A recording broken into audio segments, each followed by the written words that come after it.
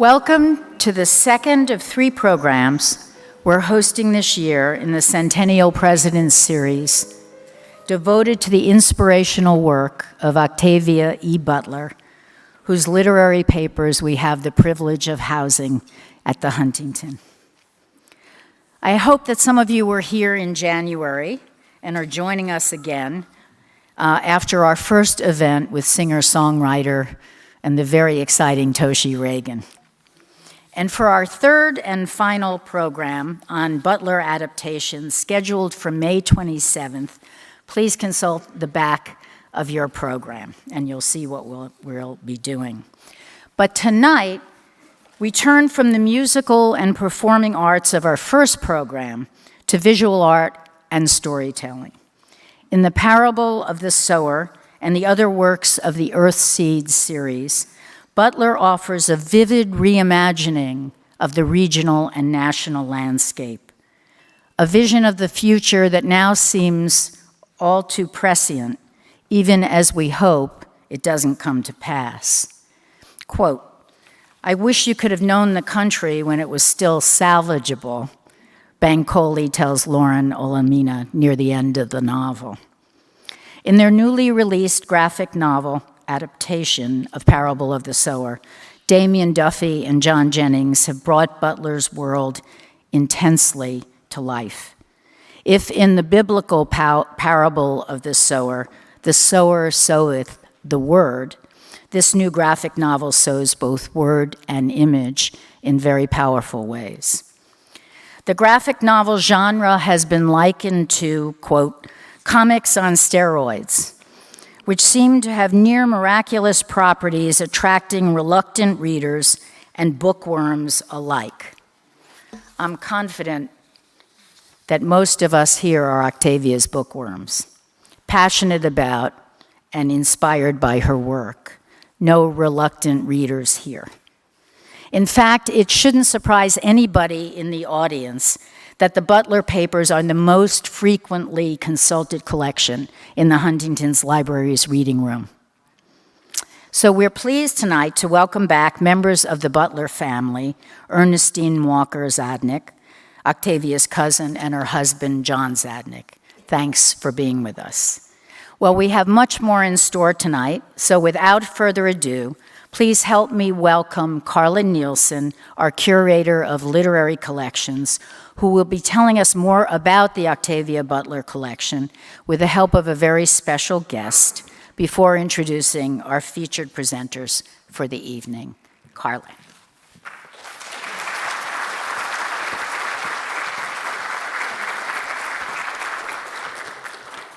Thank you, Karen. Good evening. Thank you so much for being here. I'm going to keep this evening's introductions brief because there are a number of them, and I am here, as you all are, for Octavia Butler. And I mean that in a sense beyond this evening. When I saw that the literature curator post was open at the Huntington in late 2017, I applied because this is one of the most amazing places to work as a curator. How could it not be when the Huntington's Library literary treasures include the most important late medieval manuscript of Chaucer's Canterbury Tales, the Ellesmere Chaucer, and the papers of one of the most important writers of the last 50 years, Octavia E. Butler.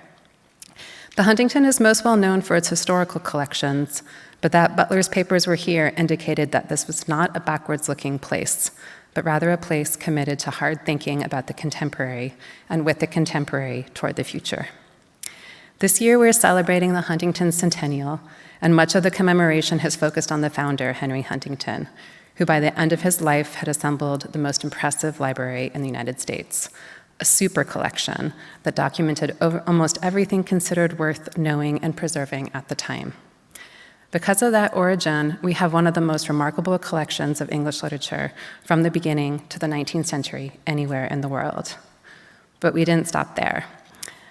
Concerted efforts have been made in the last 100 years to move the library's literary collections forward in time, to collect the contemporary writers whose work, like Octavia Butler's, help us imagine and possibly even prepare for the future. As curators, we do our work cumulatively, inheriting the decisions of our predecessors and tasked with building on those decisions so that the collections remain vibrant and relevant for coming generations of scholars and visitors. From the most immediate past, I have the privilege here of building on the legacy of Sue Hodson, who many of you know because she has been affiliated with the Huntington for 45 years, and continues to come in most days, most weeks, Monday through Friday. Sue Hodson first came to work at the Huntington in 1973, impressive, and retired as curator of literary collections in 2017. I'm grateful that her retirement opened up the opportunity for me to come here, but more so for her decades of dedicated, deliberate, and enthusiastic work to build on the Huntington's literary collections. She brought in the archives of several major writers, including Kent Harif and Paul Theroux, and she pursued contemporary writers with a winning combination of determination and solicitousness, and recruited a diverse array of composers, reporters, novelists, playwrights, and poets to the Huntington. Tonight, Sue is joining us to tell us all how she met Octavia E. Butler and how she persuaded her to entrust her papers to the Huntington Library. Please join me in welcoming Sue Hodson to the stage.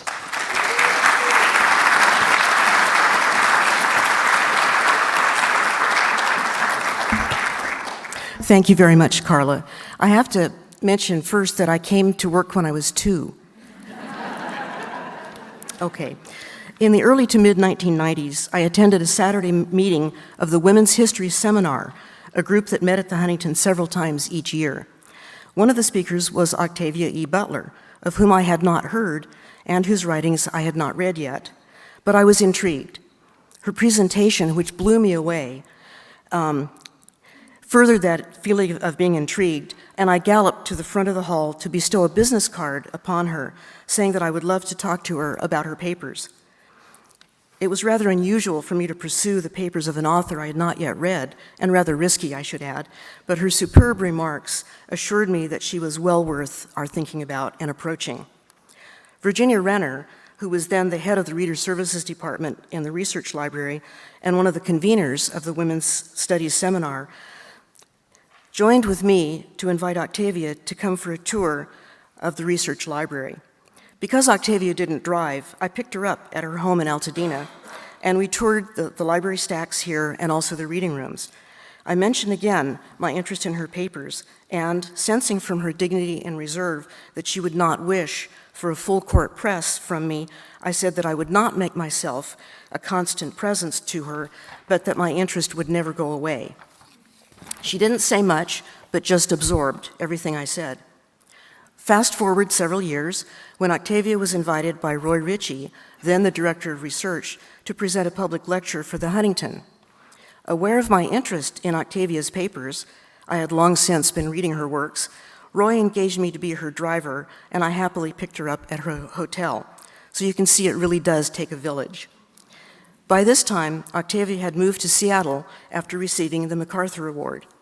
As we drove to the Huntington, I repeated my interest in her papers, but said again that while I would not ever pressure her, my interest would never decrease. She simply nodded. Then, in 2001, Octavia came to do another public lecture, and again, I was her chauffeur. This time, she turned to me and said very simply, "Sue, the Huntington is in my will." You can imagine what spectacular news this was, and how my feet barely touched ground for the rest of the evening.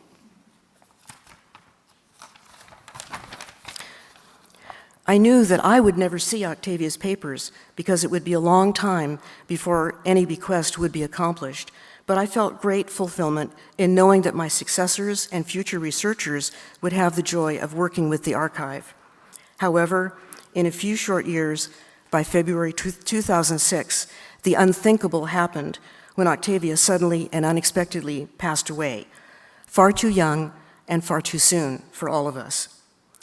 The estate moved forward, and by August of 2009, I met with Ernestine Walker, the wonderful executor at the storage site. We transferred some 133 cartons and 4 four-drawer filing cabinets to the Huntington.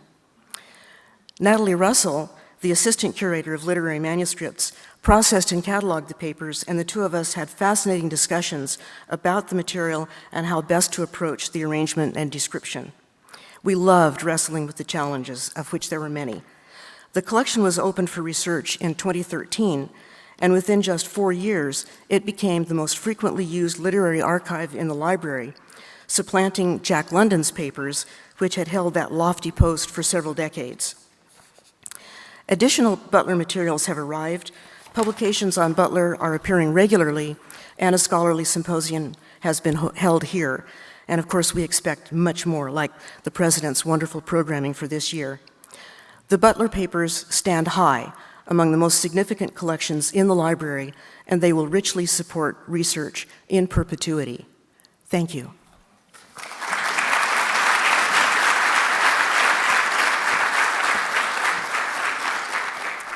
Thank you, Sue, for telling us that story and for saying exactly what was the right thing to say, apparently, to Octavia Butler. Now I'd like to move on to introduce the main event of this evening, the artist and collaborators Damian Duffy and John Jennings, and our moderator, novelist Nalo Hopkinson. Can I ask you three, can you hear me in the green room, to join us on the stage? I'm going to start introducing them at one point. Hopefully they will walk out. Damian Duffy is a cartoonist, scholar, writer, curator, lecturer, teacher, and Glyph Comics, Eisner Comics, and Bram Stoker award-winning #1 New York Times bestselling graphic novelist.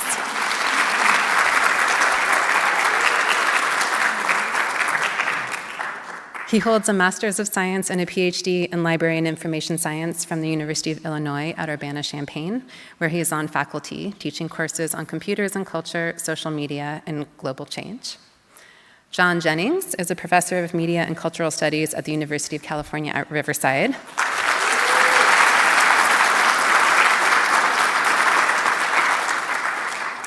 Jennings is co-editor of the Eisner Award-winning collection, The Blacker They Ink, Constructions of Black Identity in Comics and Sequential Art. He is co-founder of the Schomburg Center's Black Comic Festival in Harlem, the MLK NorCal Black and Brown Comics Festival, and SoulCon, the Brown and Black Comics Expo, which takes place at Ohio State University. Jennings' current projects include the horror anthology Box of Bones and the coffee table book Black Comics Returns, another collaboration with Damian Duffy. He is also founder and curator of the Abrams Megascope line of graphic novels. To moderate the discussion, we are honored to have Nalo Hopkinson joining us this evening. Nalo Hopkinson was born in Jamaica and lived in Jamaica.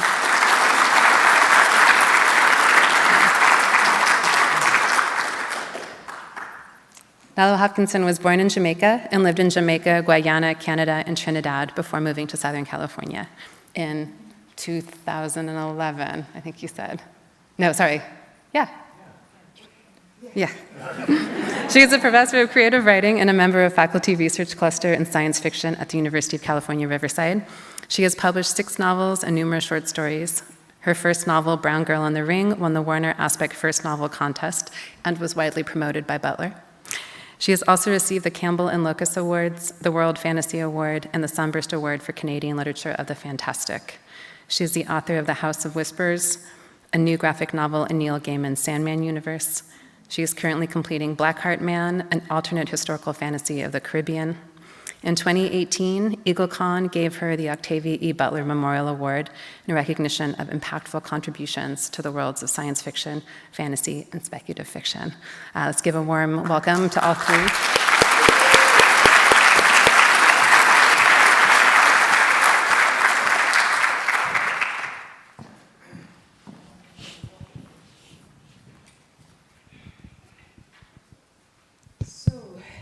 Good evening, everyone. Thank you for coming, and welcome to you both. Thank you. Thank you. Thank you all for coming. Thank you for coming. It's an honor to be here again. And we decided I'd ask a few questions. Yes. And then they've got show and tell, and then it'll be your turn. So I think I'll let you two decide who's going to field the question first, since you're used to working together. Yeah. We'll just know. Yeah. It'll There'll be that thing happening. So I was in the audience in, I think it was 2018 at Comic-Con in San Diego at the Eisner Awards. And it was me, Daniel Jose Older, and his partner Brittany sitting at one table, at one half of one table, and a bunch of other people at the other half, when the two of you won the Eisner Award for Kindred. And at our half of the table, we decided we were getting on bad. There was hugging, there was screaming, there was jumping up and down, there was tears, while the very nicely dressed people in their business suits looked at us and went, the black people, the brown people are acting up again. Right. But the sense of celebration was just so amazing to see the two of you up there. So what has this journey been like for you of adapting two of Octavia's books? That one's you. Does should that start. mean You you want me to start. start with it? Yeah, you start. It's still this amazing feeling of awe, you know, and honor that we have been. I mean, I almost feel like the universe selected us to do this to a certain degree, and it's a long, convoluted story as far as like how we ended up doing Kindred to start with. But yeah, it's an intense honor. You know, we're both like massive fans of Ms. Butler's legacy, and yeah, I think even though it's been very difficult because her work is not easy, it's difficult, it's real, it's brilliant. And there was a lot of pressure too, in different ways, both physical and and emotional. And emotional, yeah. Yeah, so it's been quite amazing. And honestly, you know, she's still teaching us. She's still giving, you know, giving her genius to us. You know, so. I live in perpetual disbelief that I get to do this, in part because of the convoluted, like we almost got to do Kindred once and then it didn't work out, but then it came back. But also just like having been such a fan of her work for so long. And also like, it's pretty humbling to be able to like be an official ambassador of Octavia Butler, you know? Like, so that's kind of been my favorite part of all this. Yeah, definitely. I mean, hopefully, there's some people, first of all, who've never read a graphic novel before. And then Yeah, and that's on top of it, which is still mind-blowing. wild to me. Yeah. And then also when someone says, I've never heard of Octavia Butler before, and this is my first graphic novel, I was like, oh my God, you're like a double treat about to happen. Yeah, seriously. As usually what I do is I'll take a picture of that person, you know, whoever it is. Like, first, you know, I'll just like, I need to document you. Yeah, seriously. I have like a bunch of, yeah.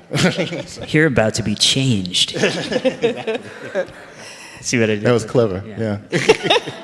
So there's this thing that happens where a lot of people assume that once you're published, you can thereafter go to a publisher and say, I think I'm going to make a book. And you're going to publish it. And they assume we control our blurbs. What's the process actually like? You can start with that one. What's the process like? So Kindred was just, we were sort of out of the blue hired because John showed some art to an editor at Comic-Con. Right. And then because Kindred did well, then Abrams Comic Arts asked if there were, you know, did we have suggestions of other books we'd want to adapt? And Parable of the Sower was especially, like, because it's so prescient and because its politics are very sort of evocative and very much echo the current state of affairs.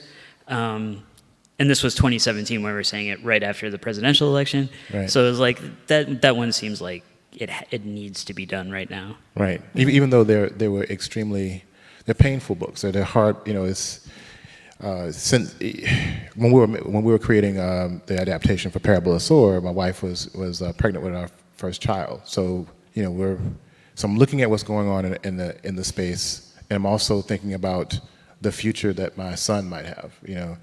And it was just so you're having a book baby and a boy baby simultaneously. Because it took us it took me about 8.5 months to do the book. But as far as like publishing process, I mean, there's a lot of waiting. There's a lot of hands-on projects, you know. You know, there's a lot of false starts, you know. There's a lot of segues into different things. I mean, yeah. Yeah, there's a lot of unexpected deadlines. Yes. I guess. It's like, oh, by the way, we need this by Are y'all 2 weeks recording from this, now. by the way? Never mind. Our publisher is the best publisher. No, that's like every publisher. Yeah, no, it is. It is. But yeah, it is a lot of like waiting, and I feel like when you're younger, you're like, I'm gonna do a thing, and then when I'm done with the thing, I'm the author now, right? Like I've made it. and I'm still waiting to feel like that. Yeah, so a lot of it is just like realizing it's a job, and it's like an awesome job, but you know. Yeah, there's a lot of like, you know, nose to the grindstone. You know, there's a lot of like, I mean, Kindred, the original, I mean, the book that we adapted, the graphic novel is 750 hand-drawn images. You know what I'm saying? So there was like a lot of Yeah. late nights, early mornings. You know, so it's a lot of work, and it's a lot of the editing process is extremely stringent. You know, I would suggest getting an agent eventually, that kind of thing, because it's a business, and that's the thing that people need to remember. You know, so it's tough. But yeah, also just, I mean, it's true of any writing, but with this especially, it's like really feeling the need to sequester yourself and like work for, you know, live in the world of the story for however many hours you can carve out in the day. Yeah. Yeah, but there's different tiers of publishing too. I mean, because we came out of the independent comics publishing space, and also doing like a lot of academic work, as you can see. Yeah, and also you know, things that are like curatorial in nature. So we kind of segued into doing graphic novels through our. See, that's the curatorial, this stuff here more, and that's comic stuff. I just wanted to use the laser pointer. I'm sorry, go ahead, please. And I'm still fighting the urge to play with it like a little cat. Anyway, I'm sorry. But I'm just thankful that the pointer is green and not red, because if it was red, I'd be out of here. That's why I'm so excited. It's different. That's why I'm so excited about it. So this kind of segues into, how did you two meet and start working together? Huh. Let's see, how do we first? Way back in the Scott annals McCloud. of Scott time. McCloud. Yeah, exactly. that was Scott McCloud. Yeah. I'll start it? Yeah, might as I'll well. start it. Yeah. Okay, so Scott McCloud is the author of a bunch of comics, but his most famous is Understanding Comics. He's kind of like the Marshall McLuhan of comics, if you get that reference. Yeah. Somebody got it. They did. Exactly. But he's like a comics theorist. He wrote this comic about like understanding comics, right? So how does the medium work and how's the art work? And I read it when I was like, I don't know, 13 or 14. And as you might imagine, it had kind of an effect on me, given what I do now. Yeah. And like I've done academic comics where there's like little cartoon me, and then, like that's how Scott McCloud did his thing. Anyway, so John was a professor at University of Illinois at the time. Brought him to come talk. I was friends with a gentleman named Daniel Yesbick, who was a grad student at the time, taught the first graphic novel class at this university. Everybody still with me? So Everything's long. it's long. I'm so sorry. Yeah. So Dan was friends with this comics historian named R.C. Harvey, Yep. who also lived there at the time. Who is amazing. He's awesomely crotchety. Yes. He's the best. And then R.C. Harvey and Scott McCloud are friends because they like to argue over questions like, what is comics? And then they'll just like argue with each other forever. It was hilarious to see them at breakfast, like just arguing over like text and motion, and I was like, what? It has to be the verbal, Yeah. visual, whatever. Yes. Yeah. But anyway, so I was going to go see the Scott McCloud talk, and I ran into my former teacher, Dan Yesbick, who was also going. He's like, oh, did you know about this? And Yesbick, since he was friends with R.C. Harvey, he crashed the dinner. So R.C. Harvey crashed the dinner after the talk. Dan crashed the dinner because he was friends with the guy who crashed the dinner. And then I crashed the dinner because I was friends with the guy who was friends with the guy who crashed the dinner. Yeah. So it's like a 3-level crash. Kind of like the Kind house of like that a Jack built. Yeah, like a lasagna. Yeah, it's kind of it's kind of wild, and that's kind of like how it happened, you know. And then what happened was, you know, I was teaching a course on webcomics for the art and design program there, and Damian came and hung out in my class one time, and then we went to go get lunch, and then we used to, and we realized we had like a lot of things in common as far as like how we looked at comics, how we thought about the academy, how we thought about like making comics as far as like, you know, the types of work we want to do, you know. And we ended up starting making comics together. And then what started to happen was the two of us and like Dan Yesbick and R.C. Harvey we would have like breakfast for lunch at this place called Carmen's. They looked like a diner out of a David Lynch film. It was weird, but it was like we go there like every Wednesday. So that's kind of like, yeah. There would be like extremely old people smoking in there, even after that was illegal in Illinois. Exactly. They're like, we don't care. Anyway, so that's how we started. That's how we met. And then I want to say the first thing we did together was this gallery comic called Circuit Breaker, right?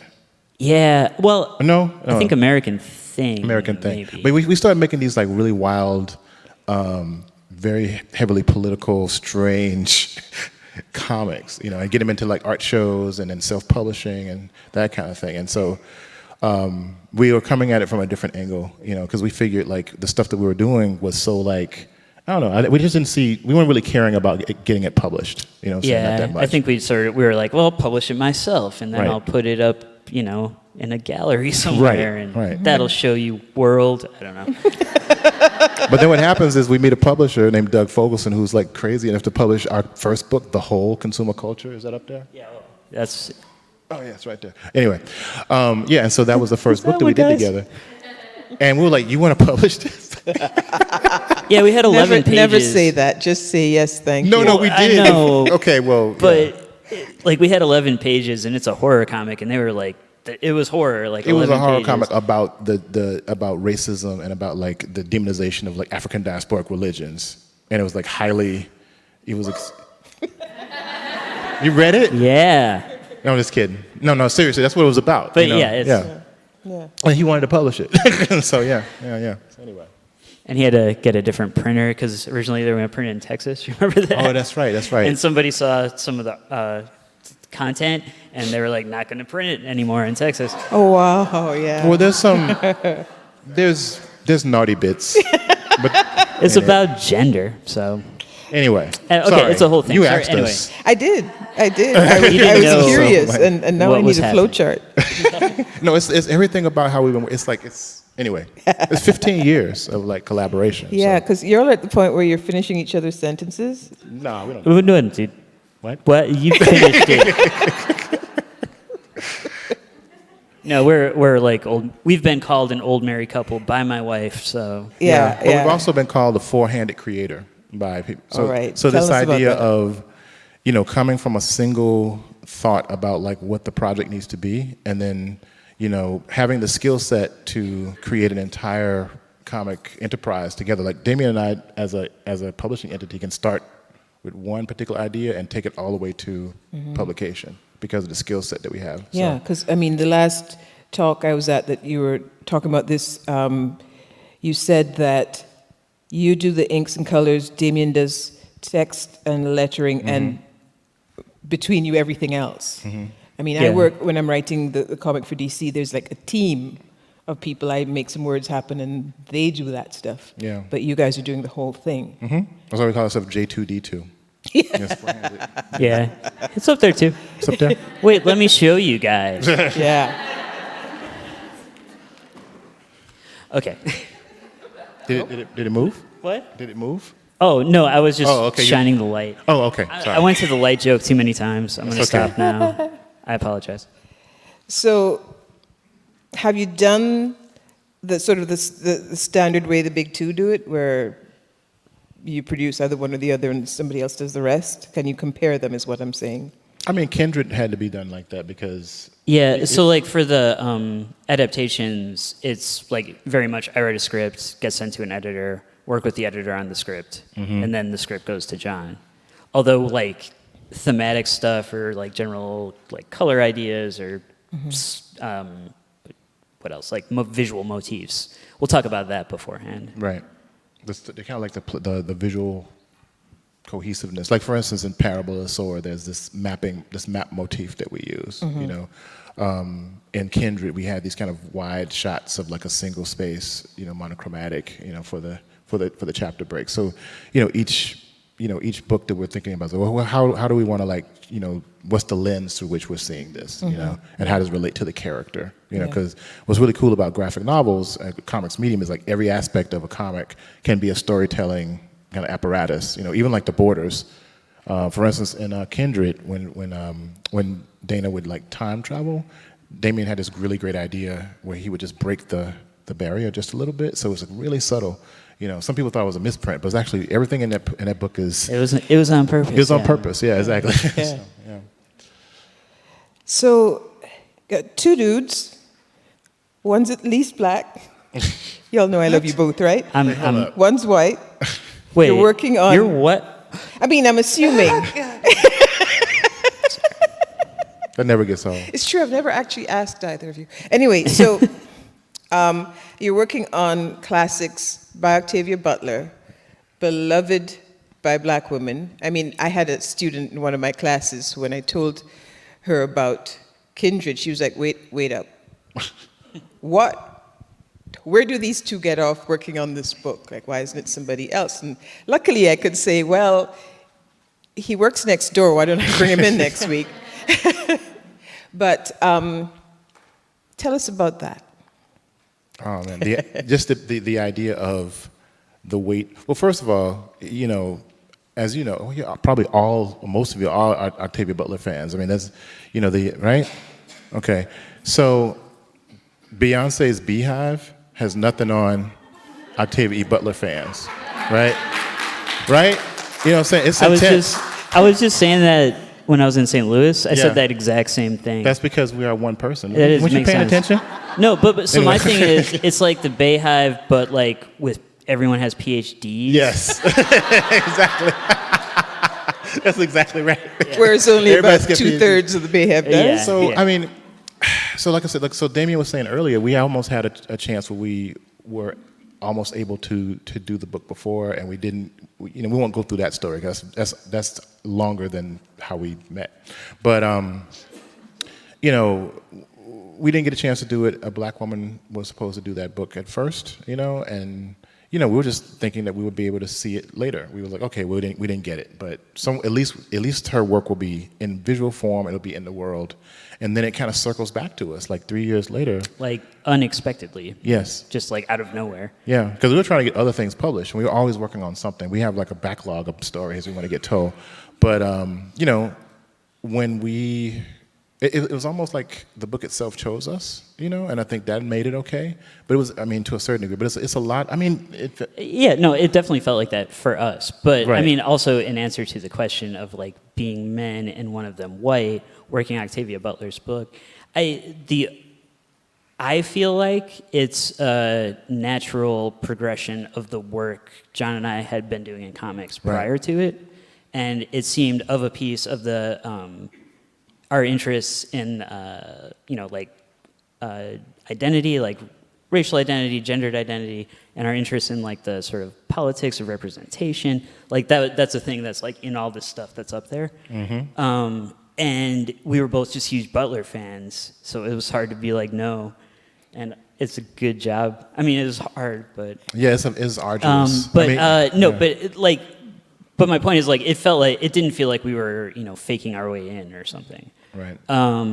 Beyond that, I mean, I have had a few people, you know, just critique it on that basis, and it's like, you know, at the end of the day, that's fair enough. I can't argue with that. Even though Damian did have times when he felt like her spirit was hovering over him. It was. Yeah, no, and she was like not happy with me the whole entire time. That's what. So I said this a lot. It's online and stuff, but I felt like she was over my shoulder, shaking her head like, "No, white boy, no, you're ruining it." But then this time, I felt like she was just kind of giving me a side eye. But she was like, "I hope." I don't know. I hope. But it felt like the type of work we were already doing, Right. and it was. I knew it was work we could do well. Well, and the other thing too that was really satisfying about it was that, you know, I've been doing graphic design work for, oh my God, like 20 years, give or take. You know, that's my background, and I've never turned in a project where a client didn't have changes, right? So when we finished up the Kindred graphic novel and we sent it to her estate, you know, they immediately signed off on it. They didn't have any changes, and I was like, wow, you know, that was amazing. You know what I'm saying? So I guess, you know, it did good. We did good. I remember you sending me some of the artwork you'd done. The thing was still steaming, like it had just come out of the oven. Yeah. And me noticing that I'm old enough to remember fashions from the 70s, and you got the height of the pant waists right. And I said it, and you said, no, that's deliberate. We both, we've done our research. Yeah, there was a Yeah. lot of immersive. Some of the things, didn't end up in the graphic novels, but there's a lot of like. I had all these 1970s references Yep. I wanted to write into Kindred, but like they're not in the original novel because why would they be? But now it was like, ooh, like verisimilitude or whatever, but it all got cut. Yeah, It got didn't fit. edited out. Yeah. Yeah. And I think a lot of the stuff with these books, you start designing the characters; they become like your friends, and so a lot of it just becomes part of like the kind of automatic response to how you're drawing things, But we learned a lot about ourselves and about the process, about how we make these books, and like for instance, the Parable of Sower is totally digital.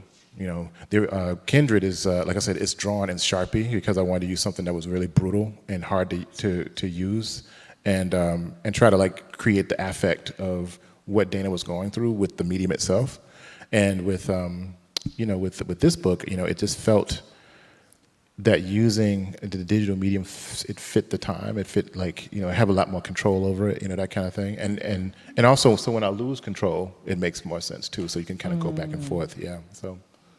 I'm sorry. Should I be looking at that one? I was just, It's yeah, I really know, I easier did that on the too. I neck. was like, Yeah. so excited for that. There's a now I'm screen still here. looking. Anyway, sorry. No, I was just gonna show some of the digital stuff. That's writing process. That's Superman. That's Superman. We'll get back to Superman. Don't worry. Yeah. So there's some of John's digital art. So when it comes, and this is for Damian now, to the script, it's a lot fewer words. That's How where do you Superman comes in, decide? actually. Yeah. And it's Octavia Butler, so how do you decide? Yeah, Superman and Watchmen. No, it's actually Alan Moore and this Superman editor from like the 50s, I think, Mort Weisinger, Right. who was like famously evil, I guess, or just like a really hard nose, but I think also evil. I'm not, Google him, I don't know. But he was very harsh in how many words you could have on a page. And he said, what was it, 35 words if you have 6 panels. And then Alan Moore took that on as his own like reasoning that meant 210 words per page, and that's it. So I've spent, with Parable of the Sower and Parable of the Talents, I'm working on the script right now, I spent so much time just like highlighting the text that I have that's gonna go on the page and looking at the word count, and then like doing the math in my head and like cutting like words away. Wow. Or like shortening phrases and stuff. Because with Kindred, it was a much different process because I just wrote the craziest first draft. Like, I put a lot of weird storytelling tricks in it and stuff, and then the editor came and fixed it. But with Sheila Keenan's Shadow. Yeah, Sheila Keenan is But with hero. Parable of the Sower, I mean, I had a much better idea of what I was doing and like sort of how to pare things down, but I still needed some kind of boundaries because otherwise I'll leave way too much text because I hate. I feel bad cutting Octavia Butler's prose. Exactly. Yes, I mean it's heavy. Yeah. Which it's like, I mean, the book still exists. Like, I'm still holding it while I'm cutting it. Like, the book's okay, but it still feels not okay. That's the part that blows my mind, because I love that part of editing, but I'm doing it in my own words. Yes, yes. Give me, Butler's words, and I'd be like, just read the book. I know. Right. And then also, I mean, we have a page count in our contract for the graphic novels, so like things have to come out to fit that page count. Right. Yeah, exactly. So with the script, yeah, so I do that kind of math stuff, and then I'll like visualize different sort of settings, and I'll also sometimes sketch out if I have ideas for particular layouts for John to sort of run with. And that's what the script looks like. So it's just kind of Microsoft Word outline, and a lot of times it's just descriptions of the panels, but then sometimes I'll do like these sort of rough sketches of ideas for how to show different things.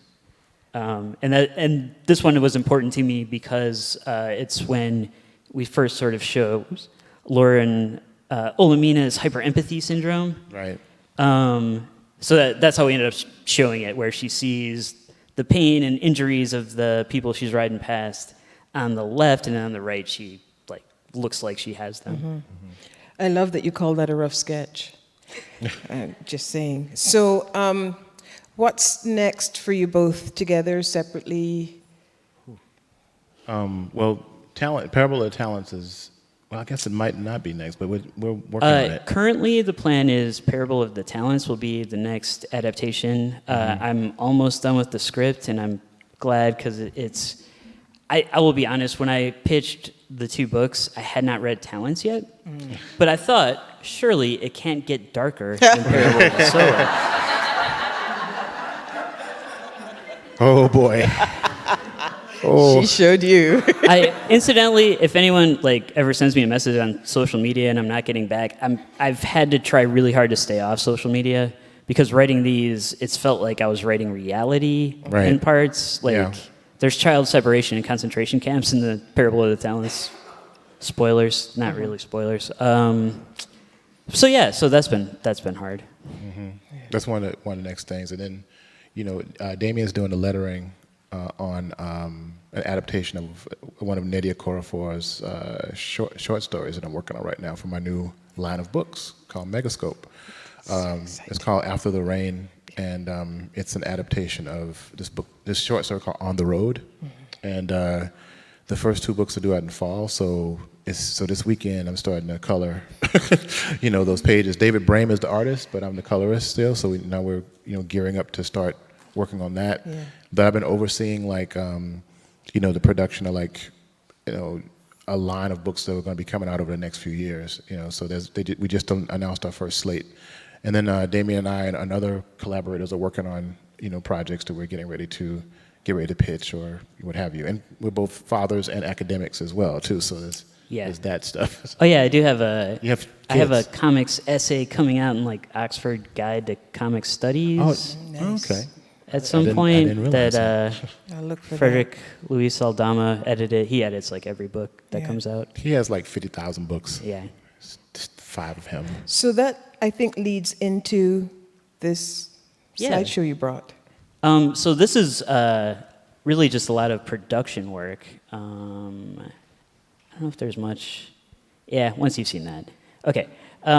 So, John, did you want to talk about all the character designs? I mean, really, it's just there's a lot. There's so many more characters in in Parable of Sower than there were in Kindred. I mean, Kindred, to a certain degree, almost feels like a play. In fact, if you look at the book, the way we thought about it, it's almost like it feels like a stage play in some ways, right? Yeah. You only have a few sets. This thing is sprawling. There's a bunch of characters that that I'm trying to design to be sympathetic because, when we murder them later, we want you to feel that. Exactly. So, and so when Damian's working on the script, I'm trying to get a feel for the characters. And so we just do hundreds and hundreds of drawings of them, which I'm about to do for Talents pretty soon, I guess. But and other things. But so that's essentially what's going on with these characters. Again, these are all screenshots of I work on the iPad Pro and this program, this app called Procreate, and so everything's. I included this because you don't actually see the president in this book. Oh yeah, that's right. Which is great. Yeah. He just talks. Right.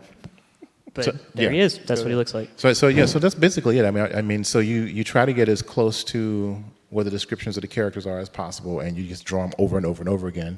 One thing about Lauren is because, again, in this particular book, because Butler's work tends to kind of push back about gender binaries and, performance of intersectional identity, that kind of thing.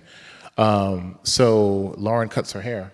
She has these dreadlocks. Actually, there's a filmmaker friend of ours who I kind of based her haircut off of, M. Osley Dukan.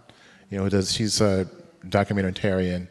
And so I wanted to have her hair kind of look like her hair. I thought it would be kind of cool. Yeah, that's awesome. But then when she cuts it off, we have this kind of earthseed mole on Lauren's cheek that actually kind of marks her to a certain degree because essentially it's a seed because she's the sower, so. And so she's easily recognizable in whatever guise she takes on or whatever age. Whatever age, yeah.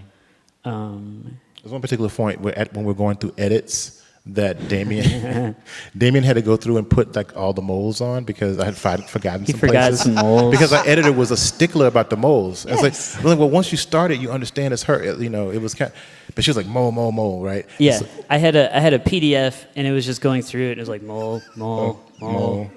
Then I had a folder on my desktop called Lauren Molamina.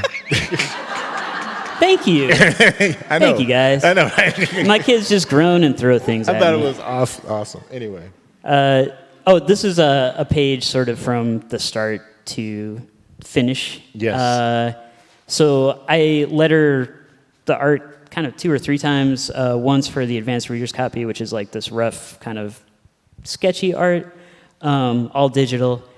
Also, if you're writing a review on like Goodreads and you're like, why is the art all sketchy and in black and white? The copy you have says in the front it's going to be color later. It's fine. Okay, I'm not upset at all. So anyway, here's the... Yes, he is. Yes, not really. So the finished black and white art, and I had to change the font because this one's like a more cursive font, and they were worried it was not legible enough, which I'm sure they're right. And then that's the first pass of the colors, and then there's a little bit of an edit with this blue here. And then, so this is everything I do on the page, and I just want to, these are the moles here.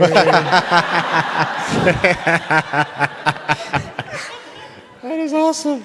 These are moles. That was funny. I didn't notice. So that's what those were? Yeah, that's why I did that. That's awesome. I was thought like, they here's were the periods. I didn't even realize it was It's good, moles. right? The mole thing? You guys liked it. That was Okay. great.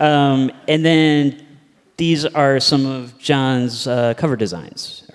Yeah, these are covers that it's funny because when we sent these in, they were really hard pressed to pick a cover, which was awesome. I love that. So they were like, we don't know which cover we're going to pick. This is essentially what's going to happen is that the second book, The Talents, is going to finish the other image. So, yeah. Nice. So it's really cool because some women were actually taking the book and doing self-portraits with it and actually doing that with their, it's almost instinctive. Yeah, like holding it, like taking a selfie, holding it up to your face. With like covering their faces. I was like, oh. I think I kind of did that too. Did you? With the advanced reader's copy. Oh yeah, like, that's ooh. right. Yeah. So that's part of the process. I mean, it's a lot easier now. We understand what this entails. I mean, going into Kindred, I mean, it was just, Kindred was illustrated in like 4 months, and that's like, and I did all the work on it. Yeah, it's like it is way too fast. It was way too fast. Exactly, fast enough to jack my shoulder. I actually pinched a nerve in my shoulder, but it changed the way that I thought about how I made work because I didn't know how to use. Assistants, and now it's like the first time I say, hey, we need help on this book immediately, right? So yeah, it just changed the way we thought about the process a lot, so. Yep. I don't really have any assistants.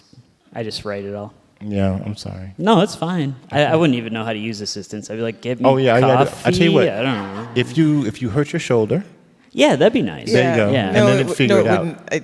Yeah. Then you figure it out. The carpal tunnels will get me eventually. Yeah, exactly.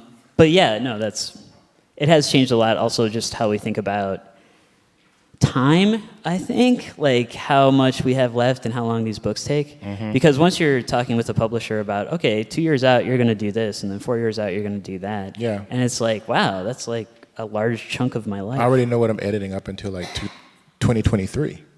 Already, even with this, so it's like, but which is all good. It's we're wonderful. Happy about it. Some amazing. It sounds like books. we're not. We are, but it's a very different thing to think about. Yeah. So it's like it's more than a notion, as my grandfather would say. It's not more than an ocean, but more than a notion, right? Or both. Or both. Yeah. Yeah, exactly. So, have you more of this? This is it. Yeah, that's it. All right. Yeah. Well, I was gonna save it for the last thank you there, but.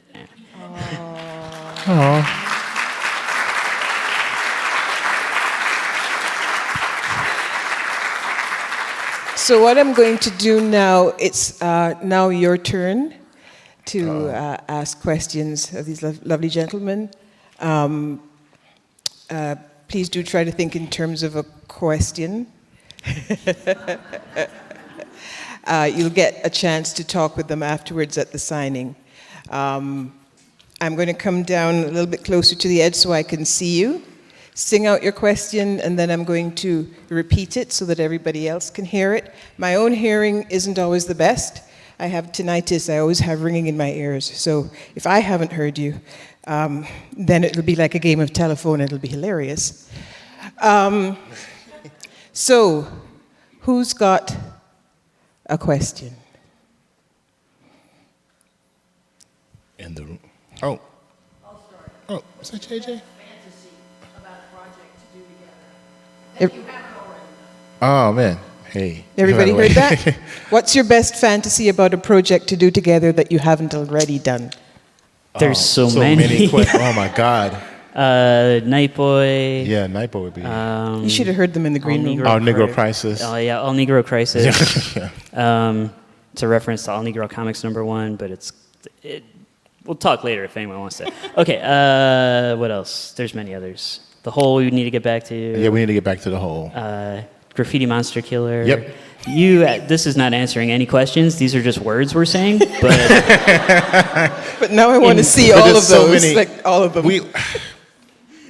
One of my biggest fears is just like to leave this plane before I got a chance to do the hundreds of stories that we've talked about, or that I have these. to be multiple- fair, you're like an endless font of story ideas. Oh, so. stop it.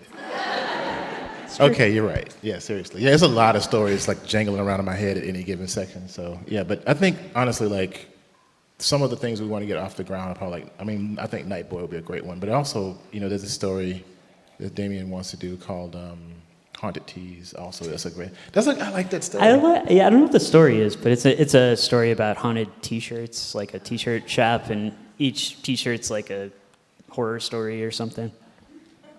It's how my closet sometimes feels. Yeah. So yeah, but there's a lot. There's a lot. It's basically our fantasy is just to keep making our own, be able to make our own stuff and get it out to people. Yep. Okay. How did working on Kindred and Parable of the Sower change your view, if it did, of Octavia Butler as a person? Did you feel like you got to know her better, differently? Oh, that's cool. She said, how did working on these two books change your view of Octavia Butler as a person? If it did, did you feel that you got to know her better or differently or something else? Like, I'm a little hesitant to say I got to know her better because, I definitely got to know the stories better. And, when you read a book 14 times, like, just about what I did, you start to catch these, brilliant, genius moments of subtext buried really deep in, very simple prose. And so I think I definitely got a greater sense of, the depth of her literary genius.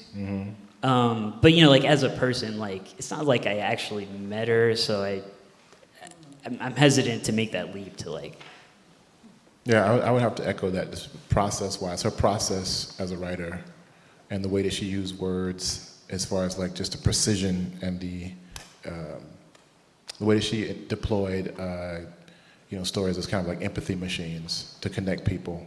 I think that's the thing that I really admire about the way that she would construct a story. And yeah, like I said, it was an honor to try to translate what she was trying to say into visuals. So, but yeah, I have to say, I don't know if I definitely respect the process by which she and the amount of research and intensity that she put into everything that she did. So yeah. Way at the back.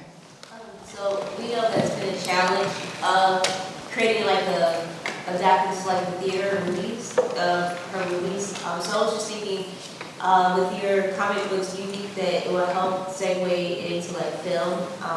And also, have you considered doing maybe just some animation, live animation with these comic books, cartoons? Okay, so the question is, have you considered, and I'm sort of truncating because... So one is, using your graphic novels, have anybody approached you to help adapt that into film, these graphic novels?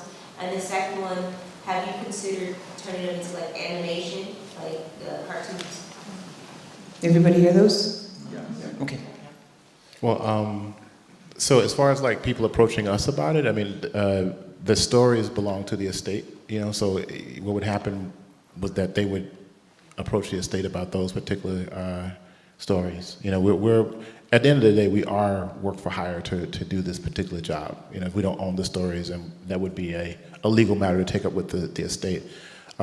As far as like animation, you know, we're not animators either, so it's like, you know, it's those two mediums are very related, you know. But I think all those different types of conversations would happen with whoever holds the rights to those particular stories.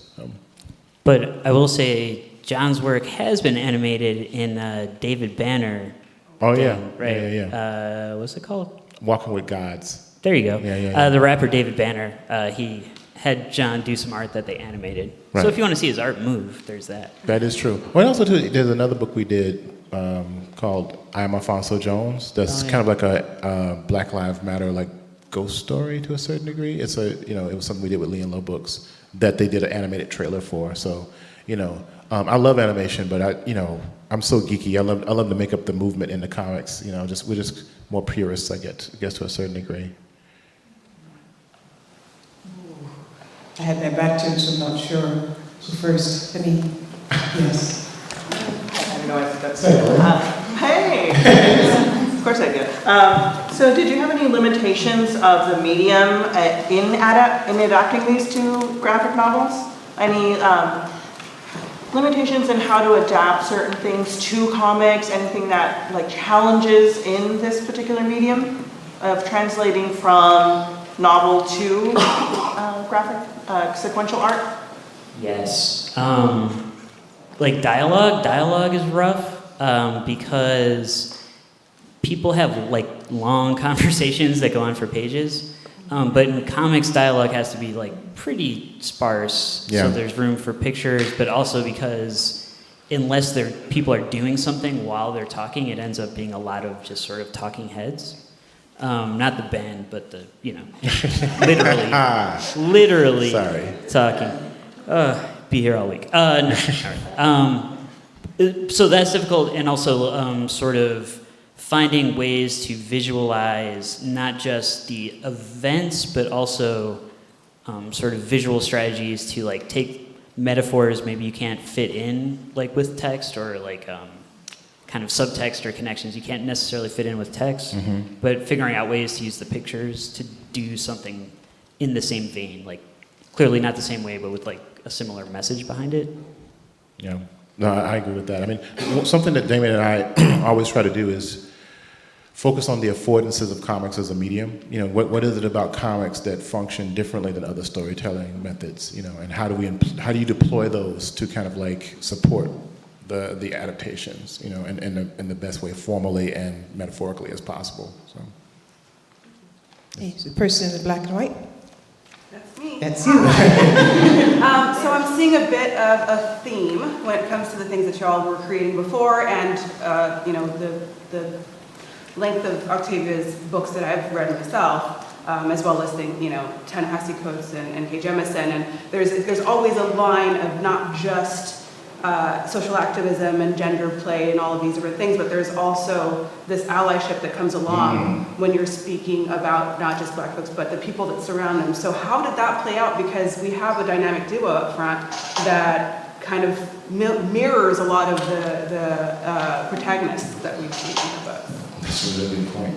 You know, it's funny you mentioned that, because I was thinking about this when we were, I think it was when Kindred, when we were in the middle of making Kindred. I was also curating with Ronaldo Anderson at the Schomburg this show called Unveiling Visions, The Alchemy of the Black Imagination. And I started to notice that there was this kind of zeitgeist around people who are underground activists who are actually making speculative work. And so, I don't know, like 2015 or so, I coined this phrase, the Black Speculative Arts Movement. So to me, it seems that we've been in this space before, you know, that these particular types of like speculations are about, you know, our futures or our pasts, and remaking those particular spaces. We've done that before, you know. And I think if you look at someone like Sherry Renee Thomas's book Dark Matter, where she collects, you know, all of these, you know, amazing stories for like the last 150 years or so of writing. Yeah, that's something that Damian and I actually like have already been doing, as like you said, as J2D2, but also, you know, garnering and mentoring and creating spaces where that kind of work can also happen too. I mean, so for instance, at Loyola Marymount University, me and my friend Adelifu Nama did this space called Astral Blackness, right? Where it was almost like an Afrofuturist think tank to a certain degree. And that's actually what led to me creating this line of books, Megascope, which, the term Megascope comes from a W.B. Du Bois short story. It's a science fiction story. So it's like, it's trying to create spaces of change, But I definitely think that there's a connection between all these different webs from various standpoints, from the academy, and I'm not going too much longer, but what I want to say about this particular space that we're in right now is that very seldom is the academy ahead of the power curve. Usually the academy is playing catch up. If you look at something like hip hop, they're like, wait a minute, what is this hip hop thing? Because they turn their nose up at first because, it's just black kids making music, whatever. And then now there's there's archives at Harvard and Cornell, right? So because all of us are like these geeky, nerdy folk who just love this material, and we started teaching it and then making creative spaces for it, now, when Black Panther happens, it's behind. It's something that we've already been thinking about for like the last decade or so. So, yeah. And just to speak to sort of the notion of allyship and how allyship is like a big part of Butler's work. Mm-hmm. So, while I completely understand and respect the use of the word ally, I personally don't like it so much because it sounds contingent and like a thing that only happens in battle, you know what I mean? Which it totally is an apt description of a lot of things, but it's also like the artists whose work I've curated, the collaborations I've had with John, with other artists, it's just like me, that's my friend John, Not to sound super simplistic, I don't see color or some nonsense like that, but just to point out that I think the personal relationships that grow out of the work are really what Butler talks about a lot with the community she brings together, and she talks about the importance of education and adaptation, I guess. And it's always super diverse. There's always a bunch of different people, and it's just people who are concerned about other people and want things to get better. Mm-hmm. And I think that, and again, I'm saying that in a really simplistic way, I suppose, but I think that's a really powerful thing. And that I hope goes, or I think should go beyond just I'm going to help you, in this one argument or in this one fight, but we're all here. Yeah. Mm-hmm. You know what I mean? Yeah, it's a way of life. It's how you move through the world. Yeah, and there's not, I love you, man. There's only one Damian Duffy, But it's I know, I have to say this. I know it's embarrassing, but the script that he wrote for Parable of Sower, oh my God, it's one of the best. It's like reading the book. It's wild. It's one of the best things. I was it's just beautiful. Yeah, so it's really well constructed. Well, it was really well drawn, by the way. Oh, thank you so much. That graphic novel. It was glorious. And let me just point out that the introduction to that graphic novel, mwah, I know. brilliant. It's so well done. Nalo. Anyway. So, the person down in front with the beard. For instance, I was lucky enough to discover Octavia in about 1987, being one of her high members. And thank you guys for being good stewards of her work. Also, do you guys have any desire or interest in adapting any of her other novels, Wild Seed, Dawn, Velvet Rights, Imago? Is there anything in that group that exceeds your interest? So the question was whether both of these people have any interest in adapting others of Butler's works. Yes. Those conversations, we can say that those conversations will be happening. So about I can say I've written proposals for both Dawn and Wild Seed, but nothing's been negotiated, discussed, signed, anything. But yeah. Mm-hmm. And basically, I think we have a pretty decent relationship with the estate. So hopefully, that can continue. So. All right. So at the back, yes. Thanks so much. I have a question about what you just said about making the world better, and also something else that Damian, I think you mentioned when you were talking about the process of stepping back from the real world through writing and trying to adapt Parable of the Hunt. So I suppose, is there anything that you've particularly learned from this process of working with Octavia Butler's work that you would want to carry into the future, that you think that the world needs to be made a better place? Who got that?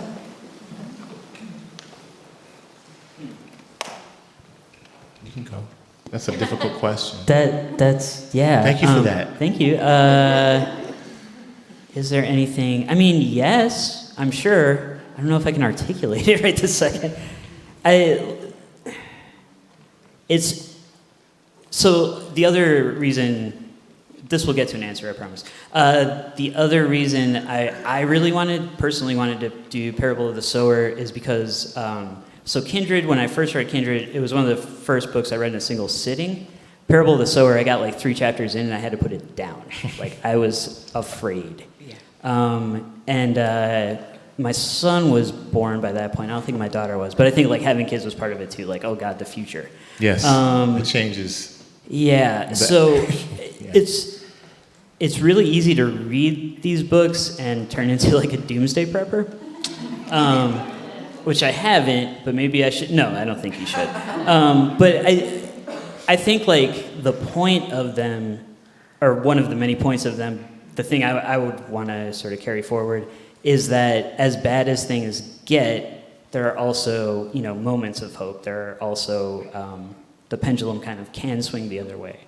And just sort of, believing in that, and also believing that like personal relationships between like-minded people can be enough sometimes. Mm-hmm. Yeah, I think that's a thing.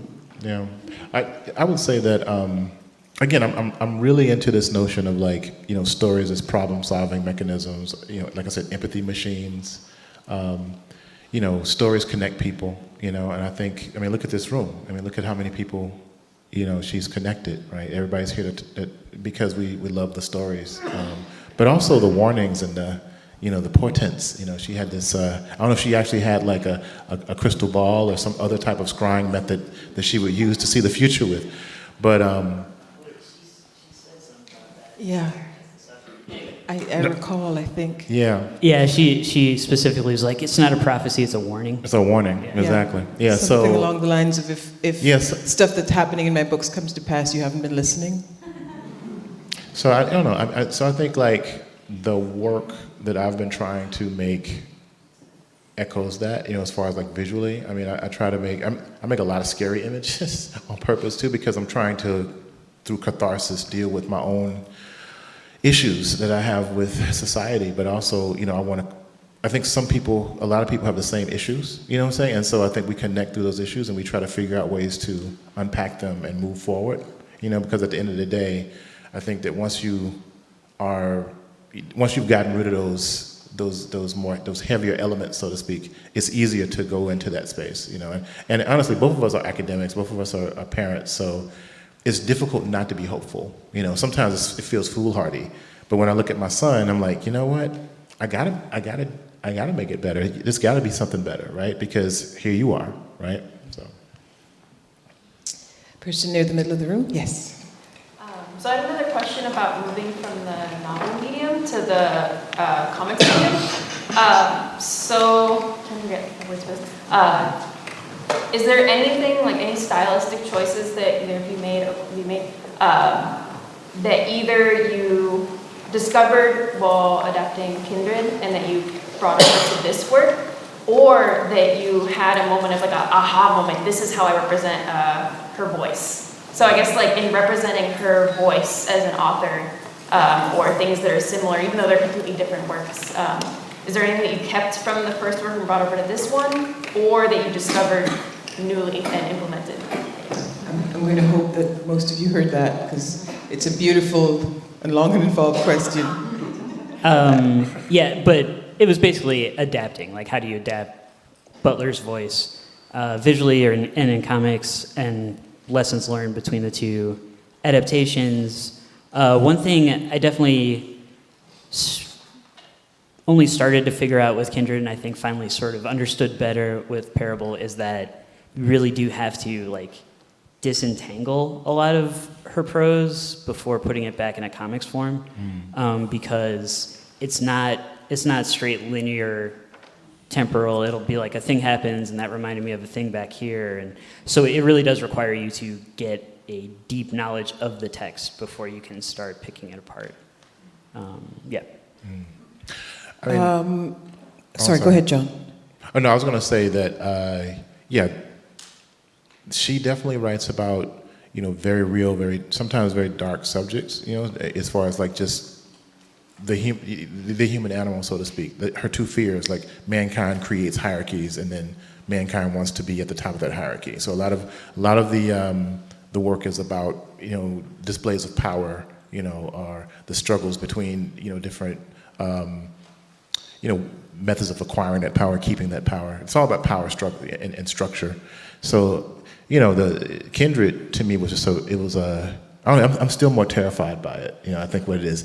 Yeah, it's just the notion of not knowing when Dana was gonna travel, that still just sits with me, and I think it was the first time I ever actually cried onto original artwork when I was working on it. The whipping scene is just so well written, and it was so traumatic that I saved it till later to work on, because every time you make something, you reify it more and more, you make it more and more real and resonates more. So, so it's, the original work is actually stained with my own tears. It's really, that's how powerful it is. So I think that I was trying to, with Parable of the Sower, be a lot more objective and not as in the moment, so to speak, so I can actually figure out the best way to, as Damian talked about, it's like solve that puzzle, so to speak, right? Because there was so much affect for me that was in Kindred that it was a journey, seriously. So we have time for two more.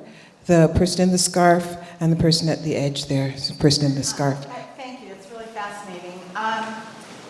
Her characters are so complicated and intense, and I'm wondering if you could say more about drawing them. Like how your process for, now we know what she looks like, where it was in our heads maybe before. Yeah. Well, the thing is, she doesn't give you a lot of description, but she gives you just enough, which is kind of like a cartoon, if you think about it. The idea of cartooning is it's more of a subtractive process. It's not an additive process. So, a lot of my training comes from fine art. For instance, when I was looking at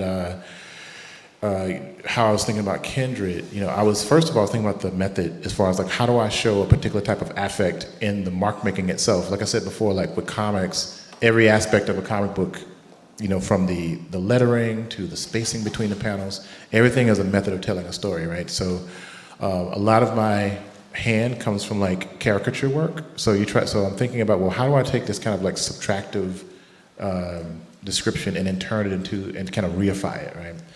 So on one particular point, it has to represent how she's describing the character to a certain degree, but it also has to look like all of us. You have to see part of yourself in a cartoon. Scott McCloud talks about this, what's it called? Iconic solidarity? No. It's the idea of amplification through simplification. Oh, yeah. Yeah, so you amplify something by simplifying it. So cartoons, they start to simplify the face, and you start to see yourself in the character a little bit too. So that's part of it. That's part of the process as well. But yeah, so those are some of the things I was trying to feel. There's also this thing called the pantomime, right? So what I mean by that is if you're drawing cartoons a lot, you have to figure out how to do facial expressions in a particular way, because they're shorthand for all expressions. You know what I'm saying? So yeah, so it's a complicated. It takes a while to pick it up, but a lot of it comes from the people that I love in comics, but also fine art, and just trying to feel how do I distill. It's a distillation process. So I don't know, did that answer your question, or is it? That's very interesting. Okay, good. Okay, thank you. And our final question. Yes, I was just curious. This might be a little off the wall, but if you were to use it to the work you've done, Octavia's work, would it be the music of Sun Ra, John Coltrane, or Jimi Hendrix? Oh man, I think what I would do. Oh, you know what I'm going to say, right? And what I would do is I would get Grandmaster Flash to remix all of them.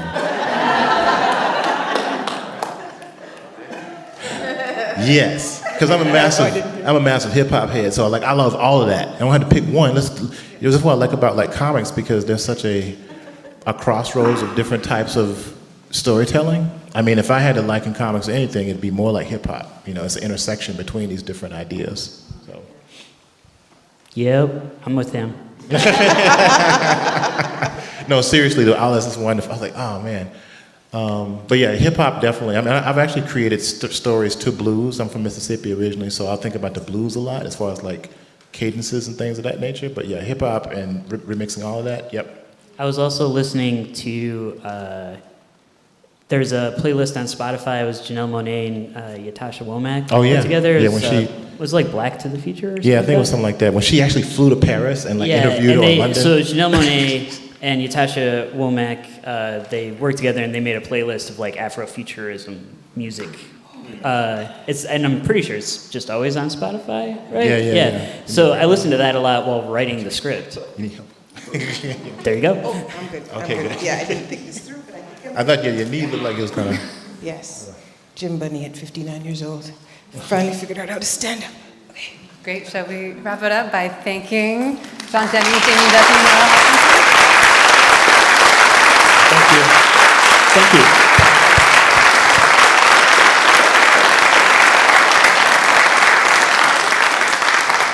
Thank you very much for coming this evening, for your excellent questions, and for joining us for both the Huntington Centennial and for the President Series. There are going to be refreshments outside, and John and Damian will also be doing book signings, so you can continue talking to them and join us outside. Thanks.